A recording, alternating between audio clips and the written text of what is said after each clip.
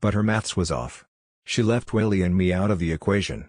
We didn't understand what was going on with her and Pa, certainly, but we intuited enough. We sensed the presence of the other woman, because we suffered the downstream effects. Willie long harbored suspicions about the other woman, which confused him, tormented him, and when those suspicions were confirmed he felt tremendous guilt for having done nothing, said nothing, sooner. I was too young, I think, to have suspicions. But I couldn't help but feel the lack of stability, the lack of warmth and love, in our home. Now, with Mummy missing, the math swung hard in Pa's favor. He was free to see the other woman, openly, as often as he liked. But seeing wasn't sufficient. Pa wanted to be public about it. He wanted to be aboveboard. And the first step towards that aim was to bring the boys into the fold. Willie went first. He'd bumped into the other woman, once, at the palace, but now he was formally summoned from Eton for a high-stakes private meeting. At Highgrove, I think. Over tea, I believe. It went well, I gathered from Willie later, though he didn't go into details. He merely gave me the impression that the other woman, Camilla, had made an effort, which he appreciated, and that was all he cared to say. My turn came next. I told myself, no big deal. Just like getting an injection. Close your eyes, over before you know it. I have a dim recollection of Camilla being just as calm, or bored, as me. Neither of us much fretted about the other's opinion. She wasn't my mother, and I wasn't her biggest hurdle. In other words, I wasn't the heir. This bit with me was mere formality.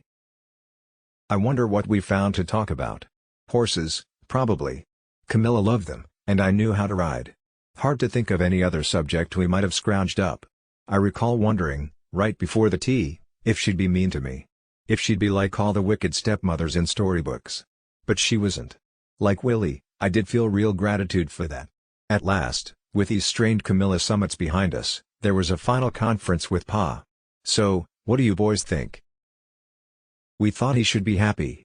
Yes, Camilla had played a pivotal role in the unraveling of our parents' marriage, and yes, that meant she'd played a role in our mother's disappearance, but we understood that she'd been trapped like everyone else in the riptide of events. We didn't blame her, and in fact we'd gladly forgive her if she could make Pa happy. We could see that, like us, he wasn't. We recognized the vacant looks, the empty sighs, the frustration always visible on his face.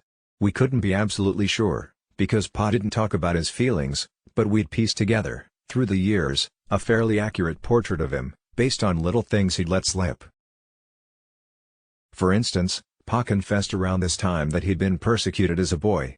Granny and Grandpa, to toughen him up, had shipped him off to Gordonstone, a boarding school, where he was horrendously bullied. The most likely victims of Gordonstone bullies, he said, were creative types, sensitive types, bookish types, in other words, Pa. His finest qualities were bait for the toughs. I remember him murmuring ominously, "I nearly didn't survive." How had he? Head down, clutching his teddy bear, which he still owned years later. Teddy went everywhere with Pa. It was a pitiful object, with broken arms and dangly threads, holes patched up here and there. It looked, I imagined, like Pa might have after the bullies had finished with him. Teddy expressed eloquently, better than Pa ever could, the essential loneliness of his childhood. Willie and I agreed that Pa deserved better. Apologies to Teddy, Pa deserved a proper companion. That was why, when asked, Willie and I promised Pa that we'd welcome Camilla into the family. The only thing we asked in return was that he not marry her. "You don't need to remarry," we pleaded. "A wedding would cause controversy. It would incite the press. It would make the whole country, the whole world, talk about Mummy, compare Mummy and Camilla, and nobody wanted that. Least of all Camilla. We support you," we said. "We endorse Camilla," we said. "Just please don't marry her. Just be together, Pa." He didn't answer. But she answered. Straight away. Shortly after our private summits with her, she began to play the long game, a campaign aimed at marriage and eventually the crown. With Pa's blessing, we presumed, stories began to appear everywhere, in all the papers, about her private conversation with Willie, stories that contained pinpoint accurate details, none of which had come from Willie, of course. They could only have been leaked by the one other person present. And the leaking had obviously been abetted by the new spin doctor Camilla had talked Pa into hiring.